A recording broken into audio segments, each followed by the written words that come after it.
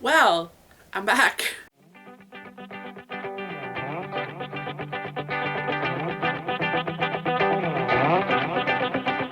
Hey ho, my name is Jo, and today we are going to talk about the 20 books that I really want to get to this year. But before I go ahead and begin that, I just want to say the 2 weeks that I apparently decided to take off of BookTube was not intentional. I've had, to be honest, I'm not going to lie to you guys, I've had a lot of things going on lately in my personal life that I'm not really ready to share with you guys yet. And I'm just going to say right now, no, I am not pregnant. But I guess what I can tell you is we are moving forward, and there's just a lot going on at work. There's a lot going on in the personal aspect of everything. And there's just a lot of things going on in my life. There's just a lot of things going on in my personal life right now that just needed a lot of attention, that need a lot of attention right now. So I'm definitely going to try to keep putting out content for you guys, but just know that if I'm absent for quite a few weeks, or if I'm absent for a few days, it's just because there's a lot of things that are going on in my life at that particular moment. So I have been recording videos, I just haven't had the time to do any editing. So I'm hoping tomorrow, you guys will probably see this today, so tomorrow you guys, I'll be definitely editing a lot more. So I'm hoping to get this uploaded today before I have to head off to work today, but we shall see. But this is going to be a really long video, so I don't want to ramble on too long. I've got a list of 20 books that I want to get through, and I've got this like crazy mess to the left of me right now. We're like in the midst of cleaning out a bunch of stuff. So that's the other things that are going on. It's just there's so much going on. But I wanted to record this video, and I wanted to get it uploaded at least today or maybe even tomorrow. I'm not even exactly sure when I'm going to get this uploaded. But let's get into the books that I want to get to this year. And I also should say these are all books that I have currently on my shelf. And these are books that I've been wanting to get to for quite a while, but I never got to them. Because I have a list of 86 books I need to get through this year, and if you guys want to see me do that, hit subscribe, because I'm determined to do it. I'm already 2 books behind, but I'm determined to get through 86 books this year. So, let's jump into the 20 books that I want to get to this year. So, I even made up a list of all the books that I want to get through, like with a synopsis and everything. So yeah, let's get started. So the first book that I want to try to get to this year is Flamecaster by Cinda Williams Chima. This is a Shattered Realms novel. This is also based in the world of the Seven Realms series. So Brittany, the bibliophile, I will leave her link down below because I am mentioning her. If you guys haven't checked her out, she's an absolute doll. I absolutely love her videos, but she says that you need to read the Seven Realms series before you read this one. And this follows 2 characters who, I'm not going to be able to say their names because I'm going to butcher them. But one is a trained healer that has the gift of magic and has thirst for revenge. The son of the Queen of Fells, Ash, is forced to go into hiding in a series after murders throw the queendom into chaos. Now Ash is closer than he's ever been to killing the man responsible. A cruel king of Aradon, as a healer, can Ash use his powers to save a life? Or not to save a life, but can he take it? I'm also reading the synopsis. I got these synopsis right off of Goodreads, just so you guys are aware. A blood-based curse. Abandoned at birth, Jenna was told the mysterious mage mark on the back of her neck would make her a target. But when Kingsguard launches a relentless search for a girl with a mark like hers, Jenna assumes that there's more to do with her role. It has more to do with her role as a saboteur than birth-based curse. Through Jenna doesn't know why she's being hunted, but she knows that she can't get caught. Destiny's fiery hand, eventually Ath and Jenna's past will collide in Aradon, thrown together by chance and joined by their hatred of the king. Thrown together by chance and joined by their king, or joined by the hatred of their king, they will come to rescue each other in ways they cannot imagine. Set in the world of the acclaimed Seven Realms series, a generation later, is a thrilling story of dark magic, chilling threats, and 2 unforgettable characters with a knife-sharp line between life and death.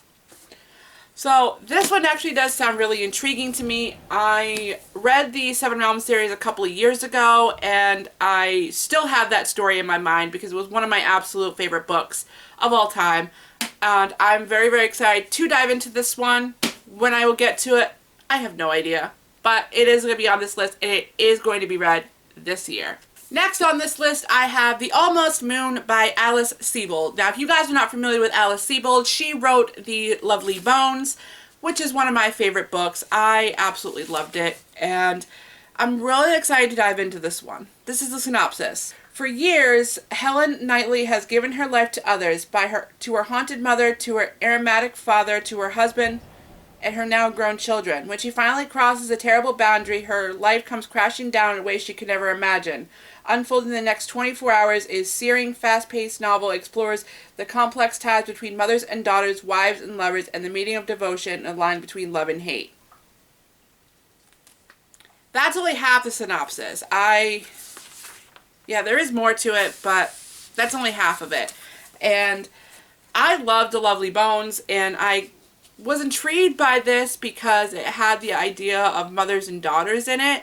And I'm really, really close to my mom, and this is just one of those that I would really like to read. But I'm a little skeptical about it because it's not very good on Goodreads. I think it has like 3.5 stars at least.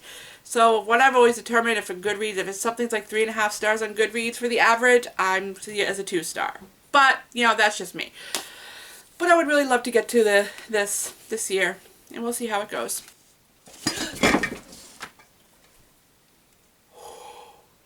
This almost just fell and broke. I would have seriously cried. I've had this for like ever.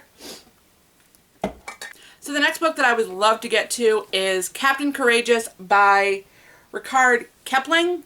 I currently own the Great Illustrated Edition, which has, I mean, I could probably already tell you, it's already got beautiful illustrations in it.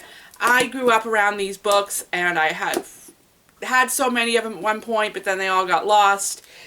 And I was so happy to get this one back. I actually never read this one. It was one of those ones that I had for like ever, and then I received it as a gift, and then here it is. So it's basically an adventure novel, and I believe it's actually probably a middle grade novel. When Captain Courageous, whom death upon the daunt, is the son of the wealthy railroad magnate and his wife in San Diego, California, washed overboard with his transatlantic steamship and rescued by the fishermen off guard the Grand Banks of Newfoundland. Harvey can neither persuade or take them quickly to port, nor convince him of his wealth. Disco Troop, captain of the schooner, Snore? I don't know. We're here offers him a temporary membership to the crew until they report, and Harvey later accepts. So, again, I've never actually read this, but this one is one of those that shouldn't take me too long, because it says it's over 238 pages, but half of those pages are illustrations, so it shouldn't take me too long to get through. And I remember reading some of these great illustrated classics before, and they usually took me like 3 hours to get through. So definitely one of those ones I'm going to be probably picking up really soon, because I'm 2 books behind. Next, we have another great illustrated classic, and that is The Strange Case of Dr. Jekyll and Mr. Hyde by Robert Louis Stevenson. And I have personally never read The Strange Case of Jekyll and Mr. Hyde. Like, I feel like I've always should have gotten on it, but I never have. And I feel like we all know the story about Dr. Jekyll and Mr. Hyde. He creates a potion, he turns into this evil beast, blah, blah, blah. You know, I'm not going to go into full detail on it, but just so we can all get on the same page, I will read the synopsis that I've had from Goodreads. Strange Case of Dr. and Mr. Hyde is the original title of a novella written famously by the Scottish author Robert Louis Stevenson. It was first published in 1886. The work is commonly known today as The Strange Case of Dr. Jekyll and Mr. Hyde. Dr. Jekyll and Mr. Hyde, or simply Jekyll and Hyde, is about a London lawyer named John Gabriel Utterson who investigates the strange occurrences between an old friend, Dr. Jekyll, and his evil twin, Edward Hyde. So I do know that this, like, he's not an evil twin. He's Dr. Jekyll. I do know that, you know, the whole thing of it. I do know the whole story. I just never actually read the physical, real version of the book. And again, this is the illustrated, so it shouldn't get me too long to get through. And, you know, we have just such gorgeous illustrations, you know, throughout the book. So, very, very excited to get to this one. Next on this list, I have Glass Sword by Victoria Aveyard. If you guys are not familiar with this, this is the second book to the... What is the series? What is the name of this series? The Red Queen series, I guess it is. So this one is the second book to that, and if you guys are not familiar with the Red Queen series, read up on it, because I feel like it is talked about so much on the BookTube community. But this is the second one, and this one I do know that you still follow Mary Barrow, who is struggling to discover who she is because she bleeds red, and, you know, she's in with the Silver Bloods, and there's just the story on this is just so much, and I'm not going to go fully into it because I feel like everybody's talked about it here at least once. So definitely want to try to get to this one this year. So the next one that I want to try to get to this year is Munchausen by PC Cast. I don't know why I've been putting this one off. It just sounds so good to me. I've tried picking it up twice on audio, and I don't know, like, I don't know if it's the narrator that's doing it for me, but I just can't do it on audio. I've tried it a couple of times, and it was just terrible. So I'm going to go ahead and read the synopsis on this because I feel like nobody else has really talked about this. And like I said, I've even tried reading it physically here, and I haven't DNF'd it. I know I'm not DNFing it. I really want to get through this. I love the whole idea, the whole concept of it. It's just... maybe I'm just not reading at the right particular time, and I've read some reviews, and apparently it's very racist, it has rape, it has, you know, things like that, but I want to read it, so I'm not saying I'm DNFing it, but I want to read this. I want to get through it. I love PC Cast, I love her as an author. She is one of my favorite authors, and I'm trying so hard to get through it, and I will get through this. So I'm going to go ahead and read the synopsis on this because I feel like a lot of people don't talk about this book. Mari is an Earthwalker, heir to the unique healing powers of her clan, but she must be forced to turn from her duties until she is chosen by a special animal ally, altering her destiny forever. When a deadly attack tears her world apart, Mari reveals the strength of her powers and a forbidden secret in her dual nature as she embarks on a mission to save herself and her people. It is not until Nick, the son of a leader in a rival dominating tribe, strays across her path that Mari experiences something she's never felt before. Now evil is coming, and with it a force most terrible to destruct in the world she's ever seen. Leaving Mari to cast shadows from Earth by breaking clan law, forming an alliance with Nick, she must ready herself, ready her people, and ready to save her people, but she must save herself and Nick. Ready to embrace her true destiny and battle the forces that threaten to destroy them all. So I do know that this is kind of like also has like wolves and stuff in it. So I feel like if I remember correctly, what I've gotten through, the main characters or the characters themselves are wolves. So I feel like they're either wolves, like people that become wolves, or wolves that become people. That's kind of what the general idea I've gotten out of this. But this is actually a start of a series that she's written, so I really want to get through this. I have had this on my TBR for so freaking long, and it's time to get it read, and it is going to be read this year. This next one, I am afraid to admit, but it has to be read, and it has to be read this year because I feel like we have all the books of it now, so I can probably like maybe binge read it. I don't know. We'll see. But next is we have An Ember in the Ashes by Sabaa Tahar. I know I always say her name wrong. I feel like everybody's talked about this. We all know what it's about, but if you're not familiar with it, I will read the synopsis on it because it is a lot that goes on in here, and mainly I want to read the synopsis out loud for myself. That way so I can get a general idea of what it's about. Leia is a slave. Elias is a soldier. Why have I heard that? He is a soldier. Okay. Neither is free until the Martial Empire defiance in met with death, those who do not vow their blood and bodies to the Empire risk the exclusion of their loved ones and the destruction of all they hold dear. It is a brutal world inspired by ancient Rome, and Leia lives with her grandparents and her older brother. The family elks an existence in the Empire's impoverished back streets, and do they not challenge the Empire, but they've seen what happens to those who do. But Leia's brother is arrested for treason. Leia is forced to make a decision in exchange to help with the rebels who promise to rescue her brother with the risk of life. She'll risk her life to spy for them, with the Empire's greatest military academy. Then there's Leia. Then Leia meets Elias, the school's finest soldier and secretly most willing. Elias is only to be free with tranny and being trained to enforce, when Leia will soon realize that her destinies will intertwine and they'll make choices that will change the fate of the Empire itself.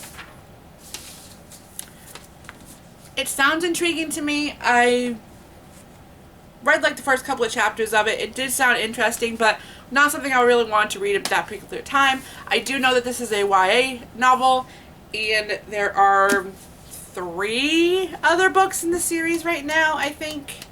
And I think we're getting another one next year. I think there's one that just came out, and then there's another one coming out next year. So definitely want to jump on this bandwagon and get it read.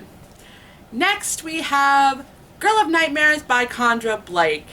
This is the second book to Anna Dressed in Blood, and I received this as a Christmas gift, and I never actually got around to reading it last year after I received it.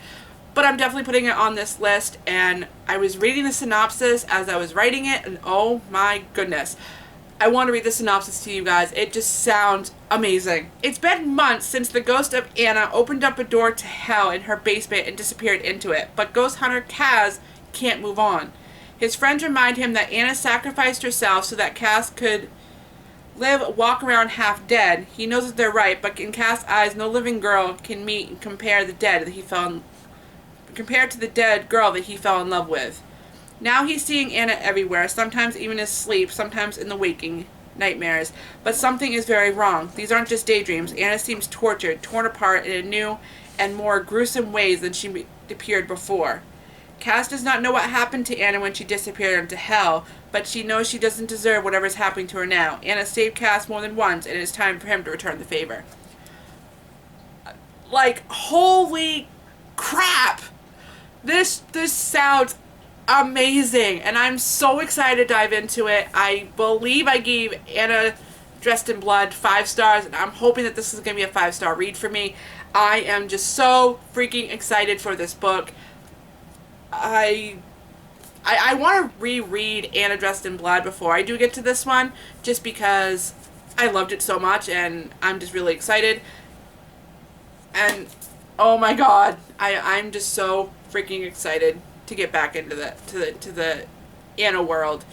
It was just so amazing, and I'm hoping that this is an amazing conclusion to Anna Dressed in Blood, because we were left a little bit of a cliffhanger at the end of Anna Dressed in Blood, but this is the only book that Miss Condra Blake has put out for it. So it's only like a 2-book series, but either way, oh, plus look at that. I mean, she's just like, come with me, my darling.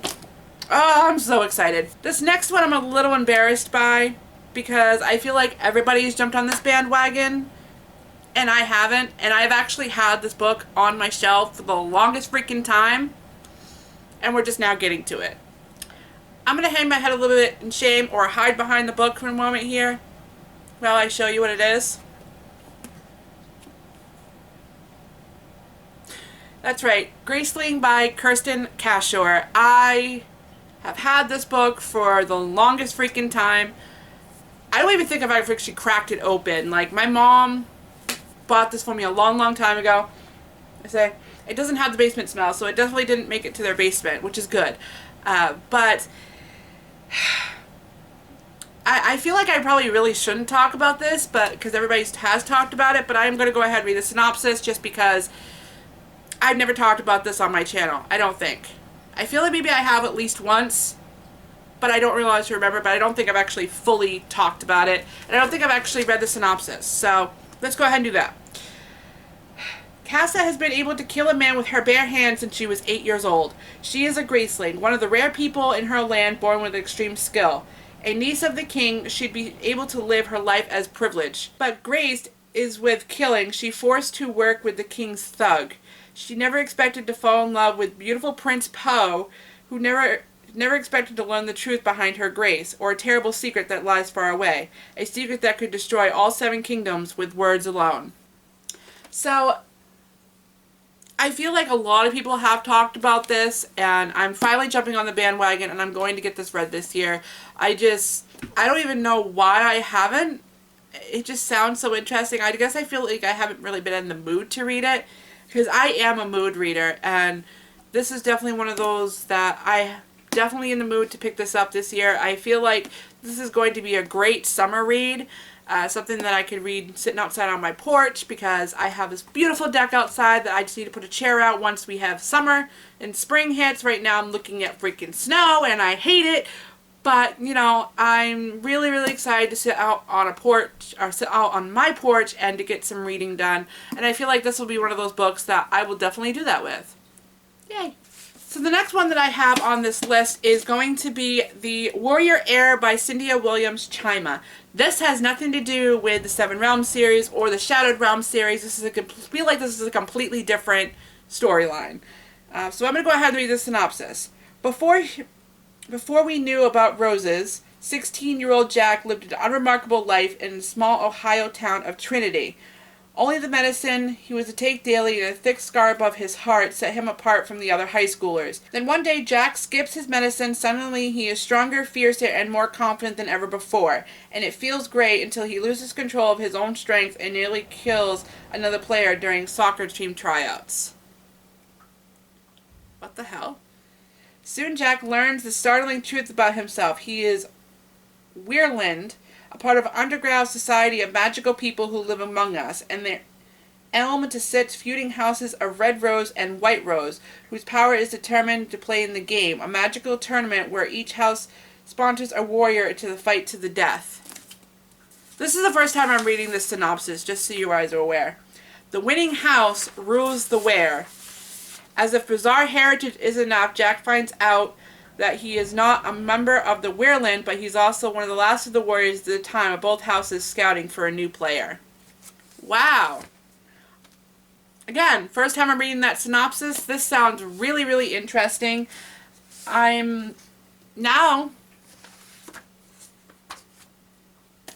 really, really excited to dive into this. I can't wait. This was a Christmas gift a couple of years ago, and, you know, why not? Cinda Williams Chima, I absolutely love the Seven Realms series. I absolutely adored it. I can't wait to dive into this one now because it just sounds interesting. I do love her writing style. I do love the way that she tells a story, and I don't think this one's going to be any different. So hopefully this one won't disappoint me. So the next book that I want to try to get to is Lord of the Flies by William Golding. And this has been on my TBR probably since I was in high school. And, you know, here I am 32, so that's like 15 years for this has been on my TBR, and I've never actually read it. Like, what the hell is wrong with me? And I'm going to go ahead and read the synopsis because I feel like a lot of people don't talk about this on the BookTube community, but I'm going to go ahead and talk about it real quick. So, at the dawn of the next world war, a plane crashes on an uncharted island, stranding a group of schoolboys, at first with no adult supervision. Their freedom is something to celebrate. As far as civilization, the boys can do anything they want. Anything. They attempt to forge their own society, falling, however, the face of terror, sin, and evil. As order collapses, a strange howls echo in the night as terror begins to reign. The hope of adventure seems far away, but in the reality of the hope of being rescued. So, it kind of sounds like it's a little bit like, kind of like the Lost idea. Like, you know, that series that I love. But I'm really, really excited to read this. I'm not even sure why I never actually read it before. But this will definitely be one of those ones I read in 2020. So the next one is The Price of Time by Tim... I don't want to say the name because I don't want to butcher it. Tim Tigner, Tigner. I guess that's the best way you could say it. This one was one of those random pickups, I believe, at the Dollar Tree, or I think Edward picked this one up. I'm not exactly sure. But this has been on my TBR for quite a while, and I'm going to go ahead and read the synopsis for you. There is a secret in Silicon Valley, a discovery, an invention, once so startling and surprising, sinister that it will need to be kept at any price. That is literally what they had for the synopsis. Like, what? I'm really excited, and I feel like this might be a thriller, or I don't know why I'm throwing the book, but yeah, this is very, very intriguing. I don't want to admit this one, but I never actually got to this one in 2019, and I'm very, very bummed about it.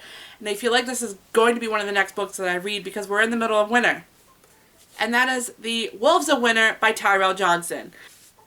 So I know Edward actually gave a description of this, and I feel like I really have to explain it again. But if you guys didn't see that video, I will go ahead and explain it again. I'll tell about the synopsis of it. Forget the old days. Forget summer. Forget warmth. Forget everything that you need to survive. Lynn McBride has learned such a society has collapsed in the face of the nuclear war, relentless spread of disease. As memories of her old life haunt her, she's been forced to forge ahead in the snow-covered Canadian Yukon, learning how to hunt, trap, and survive. But her fragile existence is about to be shattered. Shadows of the world before have found her tiny community, most prominently an enigmatically figure of Jack's, who set in the motion of a chain of events that will force Lynn to fulfill a destiny that she's never imagined. So this does really sound intriguing. I feel like I'm probably going to get to this one soon because we've got winter outside, and it just feels like a really good winter read. And I didn't actually get to this last year just because I had so many other books that I wanted to read, but this will definitely be read in 2020. If not sooner rather than later, but I will read it before the end of the year is over. That is a promise. Next, we have The Metropolis by Carol Goodman. This is a middle grade. That I do know. And I'm very excited to dive into this one. I feel like this is a Dollar Tree find. So sometimes you find really good books at Dollar Tree. Don't knock some of those books until you try them, people. Like, some of those books have become some of my favorite books of all time. Don't knock them until you try them. The day Japan bombs Pearl Harbor, 4 13-year-old converge at the Metropolis Museum of Art, where an eccentric curator is seeking 4 uncommonly brave souls to track down the hidden pages of the Salisbury manuscript, an ancient book of Arthurian legends that have lies scattered within the museum's collection that hold the key preventing a second attack on American soil. When Maid, Joe, Kiyu, and Walt agree to help, they have no idea that the Salisbury is already working its magic on them. But they begin to develop extraordinary powers and experience the feelings of King Arthur, Queen Guinevere, Morgan Le Fay, and Lancelot, courage, friendship, love, and betrayal. Are they playing out a legend that has been lived over and over again across the ages? Or can the Metropolis forge their own story? Honestly, that is what made me want to buy this book and pick it up. It's because it's a King Arthur retelling, or it has like the King Arthur aspect into it, and King Arthur stories and stuff like that are right up there for me with Beauty and the Beast retellings, and I was really, really intrigued by this. I love the whole idea of Morgana. I love the King Arthur aspect of this, and I cannot wait to dive into this, and I'm definitely putting this on my 2020 reads because I feel like this would also be one of those good summer reads that I could get through this year. So, plus, I really do love the artwork that is on this book. It's so pretty, and just this red color is really pretty, and the gold. This book was very nicely done, and I believe this is even a first edition. And yes, I found out the freaking Dollar Tree, guys.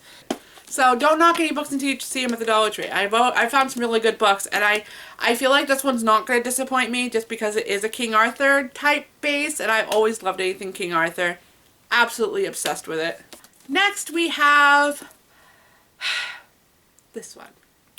This is The Girl with the Dragon Tattoo by Stinged Larson. I know I'm saying names wrong. I always say names wrong. You guys should know this by now. This is one of those ones that I feel like everybody in the whole entire world has read, except for me. But we're going to get it read. We're going to do it. We're going to do it this year. Maybe. No, seriously, I am going to try to get definitely to it this year. If not, it'll be one of the first ones on my list for 2021. Let's go ahead and talk about it. So, Harriet Wenger is a Seacon of Sweden's wealthiest family, disappeared over 40 years ago. All these years later, her aged uncle continues to seek the truth. He hires a crusading journalist trapped in a libel convention to investigate. He is ailed by the pierced and tattooed punky trilogy Elizabeth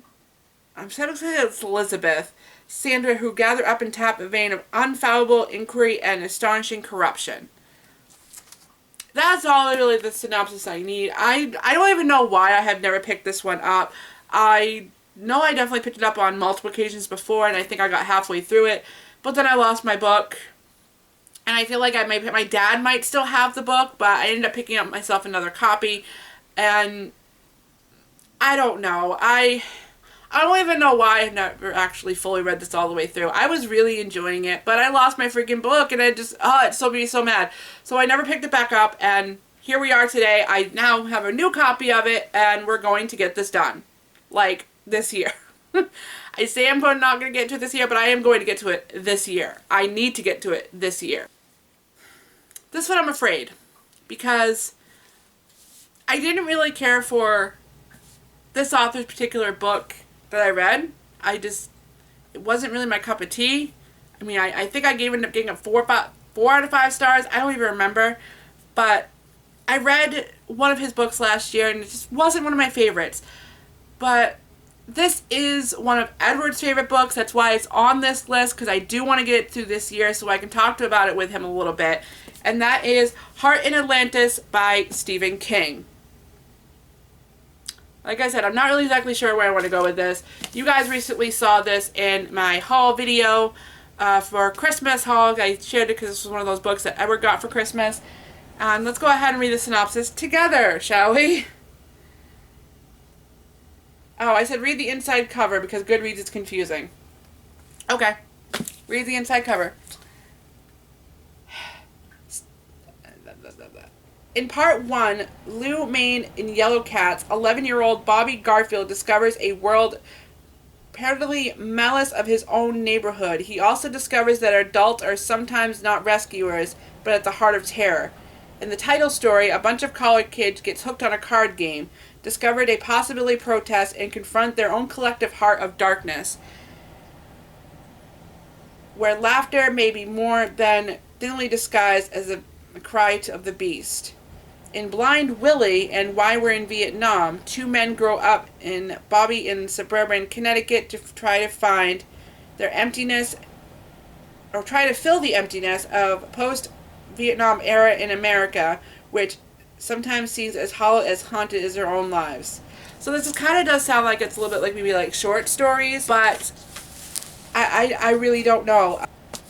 I don't know. I really do want to get to this year, but I feel like this is going to be one of those ones that I'm going to end up putting on the back burner and probably not end up reading. I'm not exactly sure. We'll see how it goes. I might even pick this up on audio. I really don't know.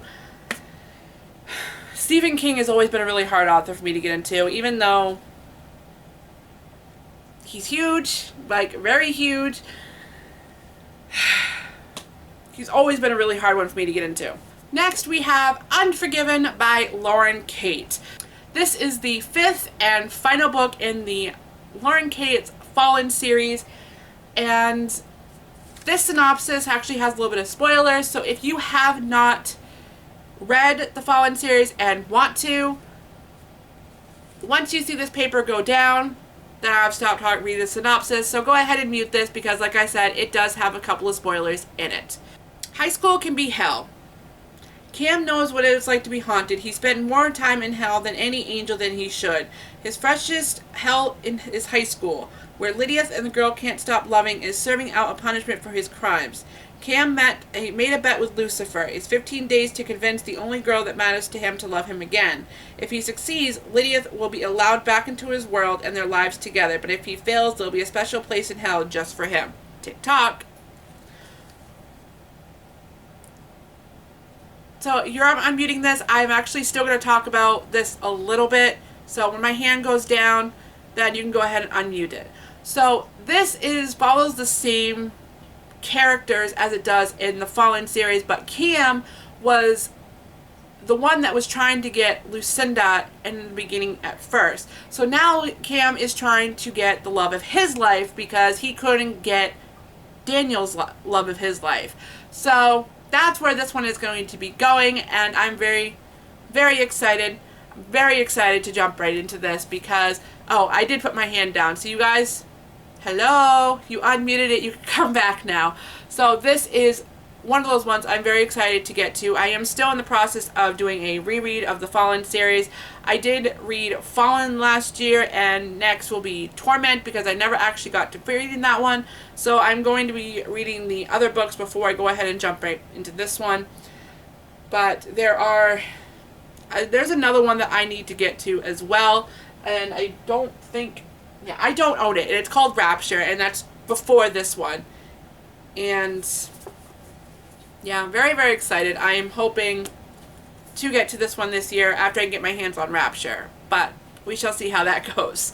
And I'm going to see how that goes because I don't know if I can get my hands on Rapture. I think I might have to custom order Rapture because I haven't seen it in any of my bookstores anywhere, so I think I might have to order it. Alright, so this next one is mainly for research purposes because I'm actually writing a book with my brother, and it's kind of like it has a really cool concept to it, and I'm really, really excited to kind of dive into writing this, but I'm definitely reading this one for research purposes, and that is Titanic Survivor. This is the story of Violet Jessup, and it sounds really good. I've always loved anything Titanic. She's a survivor of the Titanic and the Britannic sinkings. And so, a newly discovered memoirs of Violet Jessup who survived both the Titanic and Britannic disasters. So, it kind of, like, she's telling her story, and I feel like somebody might have found her journals or something like that and put it in here. So this is mainly for research purposes, so I definitely will be getting to it this year. That way so I can go ahead and start writing that book with my brother, which I'm very, very excited for. So this next one, I'm actually putting on this list because I want to get through it. And I told my sister-in-law, say, look, this is a list of books that I've DNF'd before, and I gave her the synopsis on each one, and she picked this one. And I did have this in my DNF books. And you guys will probably remember this one. But she said this one sounded more interesting, so she wants me to read this one and tell her all about it. And that is Stitching Snow by R.C. Lewis. Do I want to read this? Honestly, no. Am I going to read it? Yes. Because I liked the idea of this. I loved the concept of it, and I really kind of do want to see how it ended. So we follow Princess Snow, who has gone missing, and it's kind of like the Snow White retelling where it's set in space. So it's like Snow White in space is what the general idea of this. And I think the last time I DNF'd it, I got to like 200 pages in, and it's just like, I can't do this anymore. And oh, sorry, I only got to like 172. And I was like, I can't do this anymore. And I don't know. I'm not really exactly sure why. I'm not a big fan of it, but I do want to try to read it. So I'm going to go ahead and read the synopsis too, because I feel like the synopsis explains it a lot better than I do. Princess Snow is missing. Her home planet is filled with violent corruption at the hands of King Matthias, whose wife will attempt to punish her captors. The king will not stop at nothing to have his beloved daughter back. That is assuming she wants to return at all. Essie has grown used to being cold. Temperatures on the planet Anthea are always used to sub-zero, and fills her days with coding and repairs 7 loyal drones that run at the local mines. When a mysterious young man named Dane crashes near her home, Essie agrees to help the pilot repair his ship, but he soon realizes that Dan's survival was far from accidental.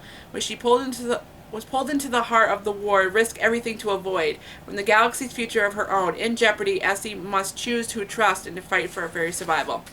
Like I said, the synopsis sounds really interesting, but for whatever reason, I could not get myself into this, but we're going to do it. So, I'm doing it for my sister-in-law. Doing it for her. That's why we're going to get through this. I'm doing it for her. So if you have made it this far, thank you so much for watching. I feel like I rambled on so much in this video. Definitely hit subscribe if you guys want to see me try to get through all these books, because I'm determined to read these books in this year. Reading vlogs will probably follow these, and oh my gosh, I'm scared. So thank you so much for watching, guys. Don't forget to check out all my links down below, and anybody that I had mentioned in this video, any videos that I've also mentioned will also be down in the description down below. So go ahead and go check all those out. Don't forget to follow me on Goodreads, that way so you can keep track of what I'm reading, because I pretty much update my Goodreads about daily. So thank you so much for watching, guys, and I'll see you next time. Bye!